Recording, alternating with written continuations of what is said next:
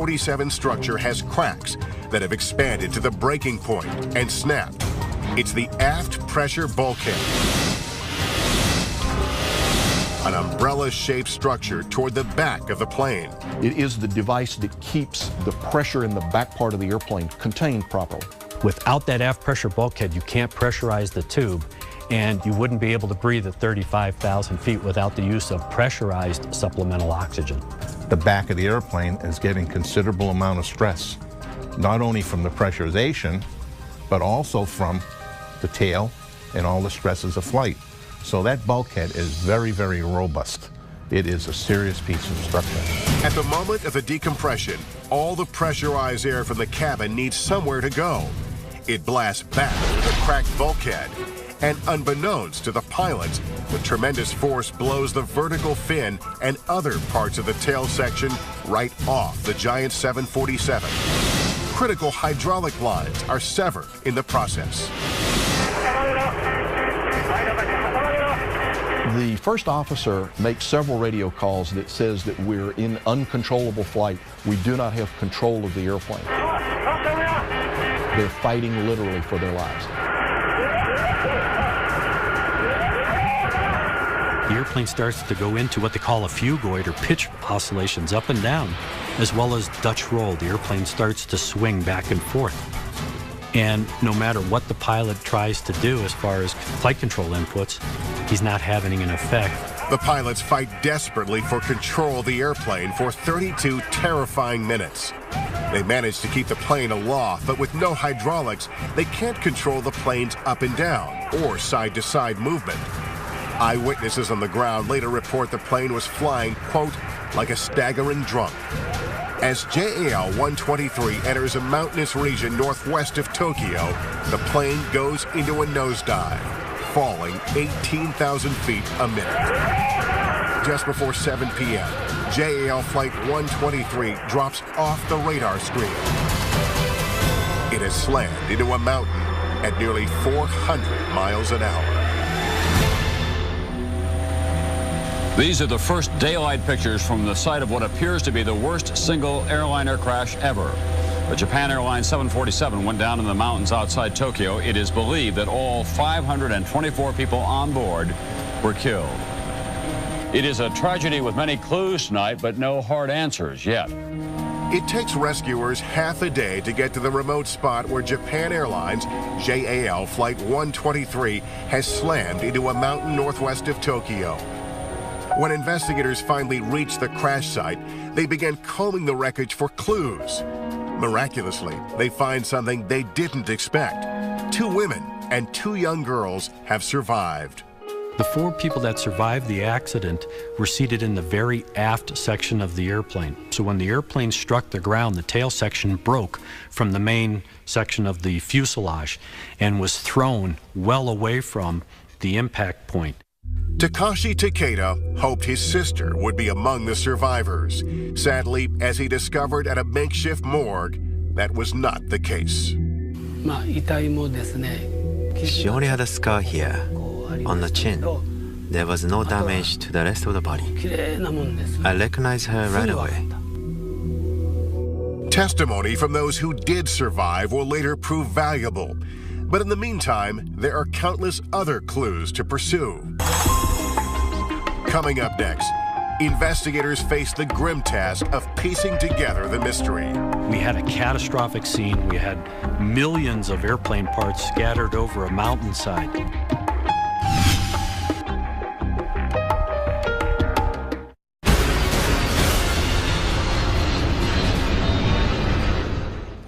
It takes rescuers half a day to get to the remote spot where Japan Airlines JAL Flight 123 has slammed into a mountain northwest of Tokyo.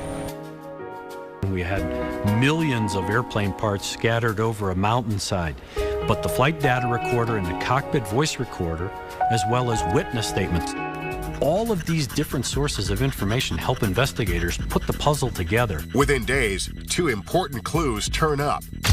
A photograph taken by an amateur photographer as the plane passed over his village. It reveals the plane flying with part of its tail section missing. And part of that missing tail section, including the vertical fin which keeps the plane stable, is fished out of a bay 100 miles away from the mountain. It was quite a distance from the crash site, so they knew it had departed the airplane early. So now you begin to ask the question, what could cause a decompression control problem?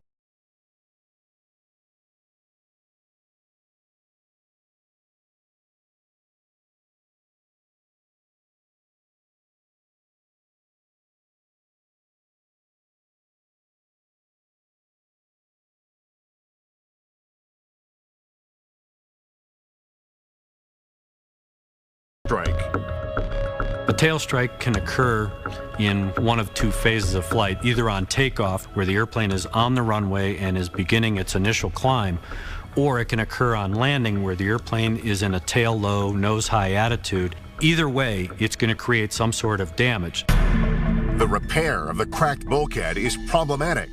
The structure is so large, more than 15 feet across, the airplane was originally built around it.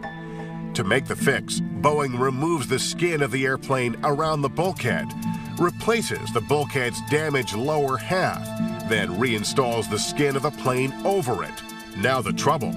To fuse the two bulkhead halves, Boeing's repair calls for a single splice plate, or doubler.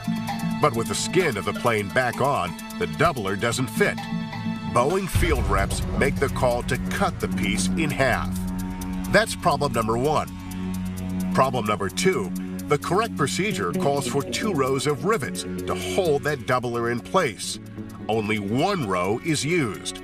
For 7 years, the single row and the split-up panel have been carrying twice the load they should have been. They decided to alter the installation procedure.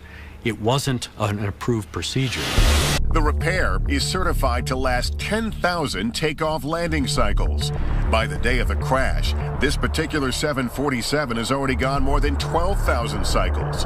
The repair is inspected, but because a sealant has been used over the gap in the bulkhead, cracks developing between the rivets are not found. This plane is a ticking time bomb. Unfortunately, the repair was insufficient and cracks started to develop over the service life after the airplane was returned into passenger use. There was no proper inspection procedure as well. As JAL-123 passes through 24,000 feet, cracks begin to connect between the rivets, leading the bulkhead to fail catastrophically.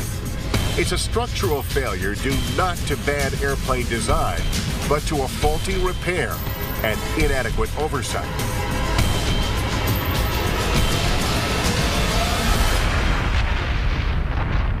When we look back at structural failures, how common is it that it's repair-related or maintenance-related? As a maintainer, it pains me to say this, but I think we're finding more and more where it's repair-related. There were at least 2 suicides in the wake of this incident. A Japan Airlines employee who was working with victims' families, and an inspection engineer who issued a certificate of airworthiness for the doomed plane after the 1978 tail strike. To this day, JAL-123 remains the deadliest single aircraft accident in the history of aviation. We've seen the disastrous results of airplanes that are not properly repaired, maintained, or inspected. Japan Airlines Flight 123, American Flight 191, Aloha Flight 243. We've also seen what can happen when a plane has a design flaw, as in the case of United Flight 811. But those flights are the exception, not the rule. Every day, 3 million passengers do land safely. I'm asked often what's the most dangerous part about flying, and quite literally it's the drive to the airport. But for those who survive airplane accidents or whose relatives didn't, those kinds of statistics are of little comfort. They've seen and felt the consequences of structural failure firsthand. We have manufacturers that make incredible machines, cars, elevators, airplanes, trains. And when you get on these elevators and these trains and these airplanes, you expect them to work. But once that faith in machines is shaken, you have this cynical thought. You know, the question authority bumper sticker? Oh, I suggest one, question technology, and put it on your suitcase.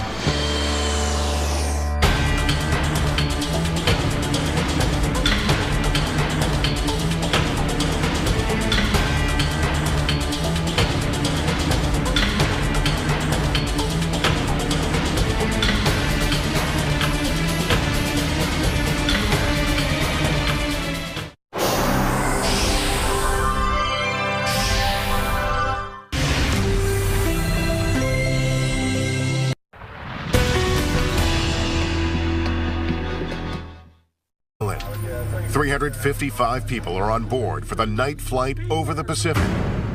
Takeoff and initial climb are normal. We were settling in for a restful flight, and the aircraft was climbing. But as the Boeing 747 approaches 23,000 feet, the shock of a lifetime. There was an explosion. Everything that wasn't tied down was airborne.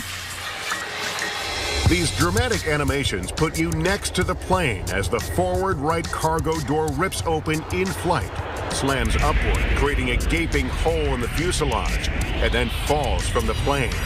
The resulting massive depressurization sucks out 2 rows of seats and 9 passengers. The door swung out. It's an outward opening door. And there's a stop that keeps it from going up all the way. But in flight, the air loads were such that it just kept going right through that stop and went all the way up and slammed against the fuselage above the door. And it actually fractured that fuselage above the door. In 1 second, their fellow passengers were sitting there with magazines and drinks with their reading lights on. And then a nanosecond later, they were gone. The structural integrity of the main deck has failed extensively. There's a 10 by 15 foot hole in the fuselage, and debris has been sucked into both engines on that side. The inboard number 3 engine is pulsing fire. Number 4 is also failing. The pilot begins a rapid descent to an altitude where passengers can breathe normally. They declared an emergency, and en route back to the airport, they had to literally shut down both the number 3 and number 4 engines. So now they're flying this big 4-engine aircraft on 2 engines. That in and of itself is a challenge for any pilot. For passengers, it's a moment of pure terror. Someone in business class manages to snap this photo as the plane is quickly descending. You know, everyone likes to think that in a stressful situation that you will act properly, you will act heroically.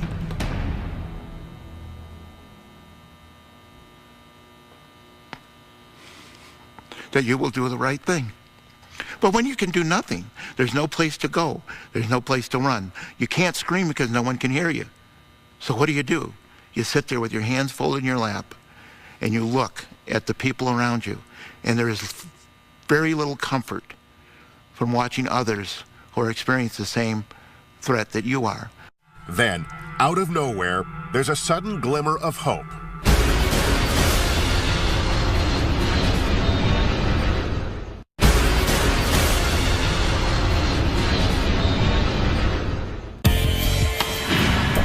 When any structural element of an airplane fails, the result can be fatal. A 747 has a cargo door blown out in mid-flight. The decompression is so powerful, it sucks 2 rows of seats and 9 passengers out of the plane in a split second. You can't scream because no one can hear you. So what do? You sit there with your hands folded in your lap and you look at the people around you, and there is very little comfort from watching others who are experiencing the same threat that you are. Then, out of nowhere, there's a sudden glimmer of hope. I remember seeing a number of the passengers on the right side pointing to the windows. And if you looked out the window, you could see there were lights. There were the lights of Honolulu, there were lights of Hawaii, and we could see land. After 20 nerve-wracking minutes, United Flight 811 touches down in Honolulu. A cheer, like a roller coaster ride, and hands were thrown up above their heads as everybody exclaimed their joy that the airplane had touched down. This photograph was taken during the evacuation. 346 surviving passengers and crew get off the plane within 1 minute. And people say, how in the world could everybody get off that quick? And I tell them we had a specialized machine recommended by the manufacturer. But because they've removed the massive engine pylon assembly together, now it has to be replaced as one unit. Using a forklift, workers inadvertently crack the top section of the pylon, called the flange, as they try to refit the assembly back onto the plane. because they were using a forklift to try and hold this heavy engine up while they put these two big bolts in place to hold the pylon on the wing. They created a stress situation that over a period of time when the airplane was returned to service caused one of the bolts to fail. This morning, investigators were out on runway 32 right at O'Hare Airport looking for a bolt about 4 inches long. The crack is hidden from view, so it goes undetected. With every takeoff and landing cycle putting stress on the broken flange, the crack is growing, and no one knows it. 8 weeks after the engine change when Flight 191 takes off on that warm spring afternoon, suddenly, without warning, disaster. When our parents died, initially, we would have all of their friends, a lot of friends saying, well, isn't this wonderful? They went together. And they were so young. And they loved one another and whatever. And I can remember at the time I had to kind of choke back saying, no, I don't think this is wonderful. 7 months after the accident, the NTSB issues several critical and immediate recommendations for airlines.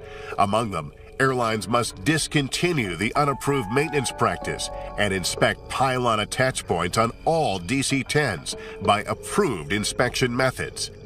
The NTSB also recommends that airlines change their flight manuals so pilots know not to ever reduce speed in such a scenario, as in the case of Flight 191. Neither American Airlines nor McDonnell Douglas ever admitted any fault in this accident. But in April 1981, the two companies agreed to share the cost of settlements in more than 200 lawsuits that were filed. The terms of those settlements remain confidential. Every accident and incident, because of its unique characteristics, we're always going to learn something. And we have to take those lessons learned. We got to heed those lessons, and we got to enhance aviation safety. We don't want those people to have died in vain. Coming up next, that cargo door where your luggage goes. Imagine it opening in midair. Our dramatic animations put you at the scene of another heart-stopping structural failure. I denied it. Denial. Complete, absolute mental denial. This is not happening. And a plane flying out of control crashes into a mountain. We'll take you deep inside this 747 to discover what went wrong. That would be a nightmare scenario for a pilot.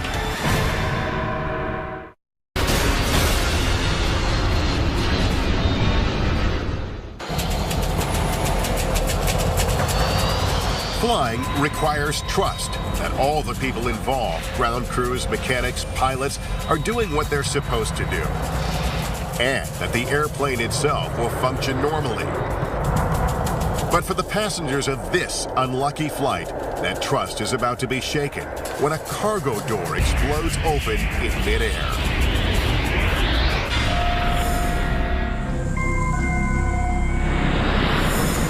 In 1989, I was a practicing trial lawyer in Denver.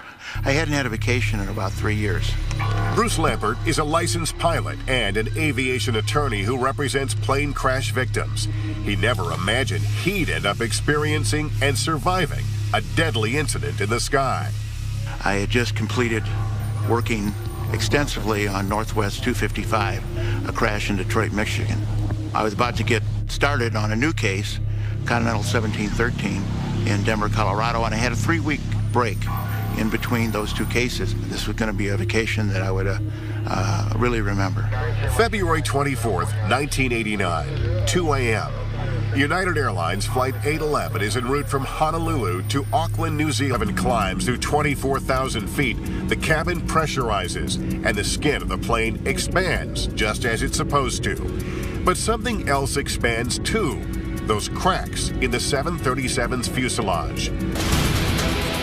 Suddenly, there's an explosive decompression. Its force is so powerful, a flight attendant is sucked out of the plane. I saw what I think was the stewardess's feet as she was being sucked out of the plane. Magazines, briefcases, shoes, you name it, anything that wasn't tied down was going out that hole. An 18-foot section of the plane is gone. Passengers sitting nearby can see the sky above and the ocean below. All that's holding the 737 together, and just barely, are the floor beams and the plane's belly structure. About 2 rows in front of me, I could see the floor was buckling up. The plane was bending in the middle. You can't just have a very strong piece of the bottom of the airplane without having a strong piece of the top. And so when they lost that crown, it really compromised the structural integrity. The cockpit would move in one direction, and then finally the fuselage would actually bend and then follow it. So it wasn't as though it was a single piece, it actually was bending. They knew they needed on the ground. Below 243, can you give me your tolls on board and your fuel on board? We, 85, 86 plus 5 crew members. Roger, how many do you think are injured? We have no idea. We can communicate with our flight attendant. Okay, we'll have ambulance on the way. Miraculously, the pilots managed to safely land the plane. These images of Aloha Flight 243 stun people around the globe. It doesn't seem to make any difference how many times we've seen it today. It is still amazing. An airliner with its fuselage ripped away in midair, and all but one aboard survived. It happened over Hawaii. There was no bomb explosion or anything, just pooped like a balloon would explode and the top came off. I saw that the plane was falling apart up in the front. Thought we were done. Earlier that year, the FAA had issued a routine maintenance alert for airlines to detect and repair cracks. Aloha had not yet performed those inspections on its fleet. When a passenger reports after the accident that she had seen a crack near the cabin door as she boarded the plane, it doesn't take long for investigators to figure out what's happened to the 737. It's a 1-2 punch of hot and humid weather and constant ups and downs. Unlike long-haul flights where you take off at JFK and you fly 8 hours and you land in London, that's one cycle in an 8-hour period. On these island hoppers, you could fly for 2 hours and have 20 cycles, up and down, 30-minute cycles where you pressurize the airplane, take off, fly for 15 minutes, land, then pressurize the airplane again. So the accumulative effect of the cycling of the fuselage is greater in a short period of time than on a long-haul flight where you have one pressurization cycle in an 8-hour period. That was what was really not understood until this particular accident. We've seen how airplane failures, whether structural or mechanical, can often be traced back to the way planes are maintained or inspected. A tragic case in point, American Airlines Flight 191, the deadliest single airplane crash on U.S. soil. May 25th, 1979, the Friday of Memorial Day weekend. A McDonnell Douglas DC-10 is on its way to Los Angeles from Chicago's O'Hare Airport with 258 passengers and 13 crew members on board. Melody Smith and Kim Jockel's parents are on the first leg of a trip to Hawaii. My mom and dad always had a big kickoff for summer, and so we normally would have been with them. However, they had decided about 6 months before that they were going to Hawaii. A few minutes before 3 p.m., the plane is cleared to taxi to runway 32 right. At 3:02 p.m., it's cleared for takeoff. Our investigative animations are about to turn you into an eyewitness to a horrific accident. May 25th, 1979, the Friday of Memorial Day weekend. American Flight 191, a McDonnell Douglas DC-10, is on its way to Los Angeles from Chicago's O'Hare Airport. A few minutes before 3 p.m., the plane is cleared to taxi to runway 32 right. At 3:02 p.m., it's cleared for takeoff. Our investigative animations are about to turn you into an eyewitness to a horrific accident. The flight crew, Flight 191, starts their normal takeoff roll. As the airplane departs the runway on their normal climb out, they get an indication that they've got an engine failure. One of the DC-10's wing-mounted engines has ripped away from the plane, flying up and over the left wing.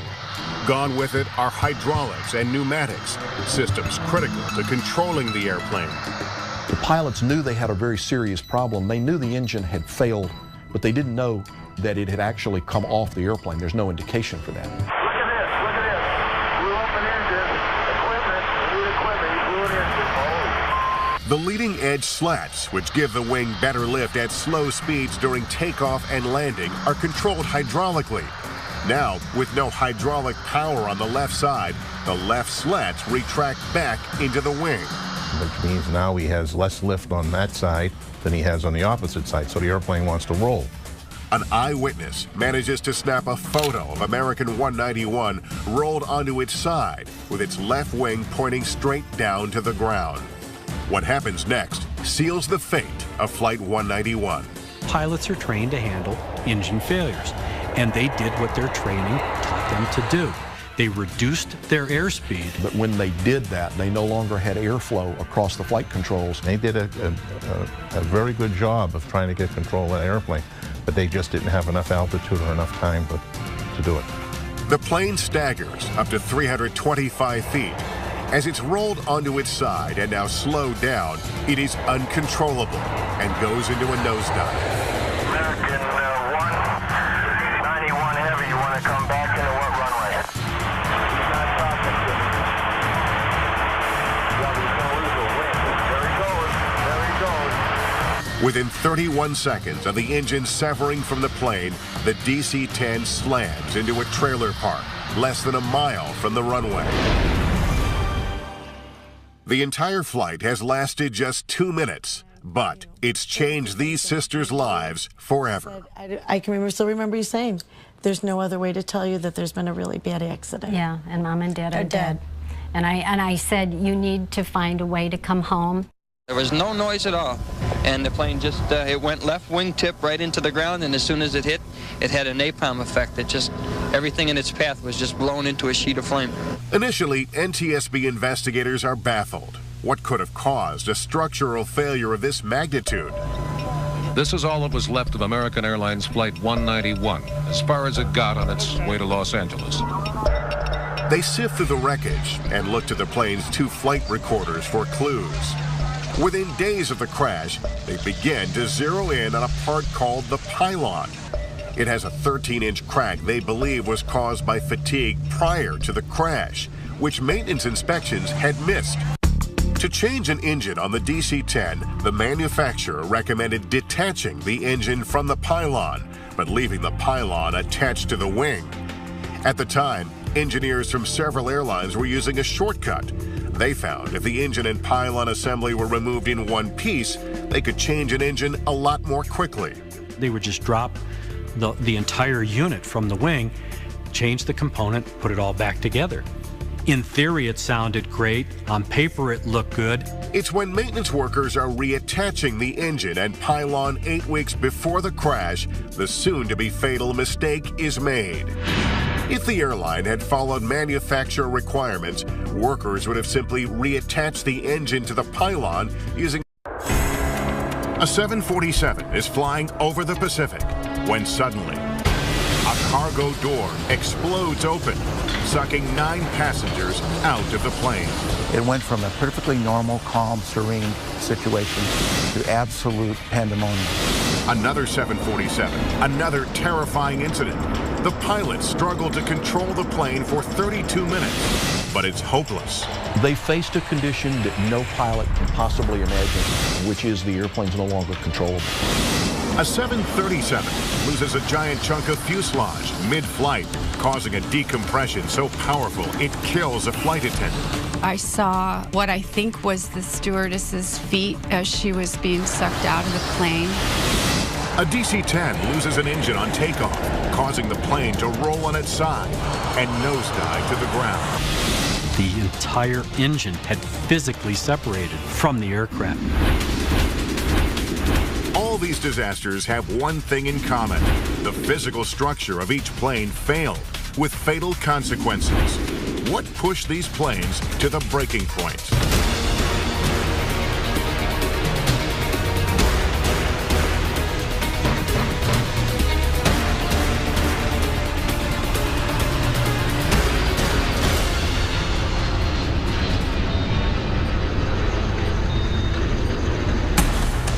Whenever a plane goes down, it's the tragic aftermath that usually flashes over and over again around the globe. Scattered wreckage, tattered clues to what may have happened, But now, you're about to become an eyewitness to the accident. Our dramatic animations will put you up close and even inside those troubled planes, right next to passengers experiencing unimaginable terror. In the next hour, jets with extreme failures that can be traced back to the machine's very core or structure. Structural failures when part of the airplane itself fails. In the worst case, it could be something like a wing actually coming off the airplane, or a tail section, or an engine, or a cargo door. The structure of the airplane is like the bones in your body, and it holds everything together. If the airplane structure is the skeleton, then the mechanical parts inside it could be considered the organs. Within the structure, the hydraulic system is comparable to muscle. The electrical system is like the brain, and the pneumatic system like the breath. All three of these systems must be in working order for a plane to fly properly.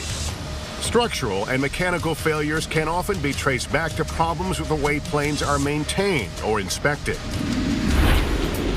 A textbook example, April 28, 1988, when a 737 famously lost part of its fuselage in midair. 1:30 p.m., Aloha Airlines Flight 243 takes off on its 9th inter-island hop of the day. The flight from Hilo to Honolulu should last just 35 minutes. But this 19-year-old Boeing 737 has a major problem. Growing cracks in its skin that are visible, yet they've gone undetected. Patricia Aubrey is sitting in row 17. We took off. Everything was normal. I always read a book when I'm flying. To fully understand what's about to happen to Aloha Flight 243, it's critical to know what an airplane goes through every time it flies. Think of the plane's fuselage as a balloon. Every time it goes up, the outside of the plane or the skin expands. That's from the cabin being pressurized so people can breathe at high altitudes where the air is thin. Then, when the plane comes down, the skin contracts. Every takeoff and landing, no matter how long or short the trip, is considered one cycle. And each cycle puts stress on an airplane, potentially causing microscopic cracks. So you have this constant pressure cycle where it expands, contracts, expands, and contracts. Over a period of time, the metal will eventually start to fatigue because of all of this expansion and contraction, just like a balloon. As the 737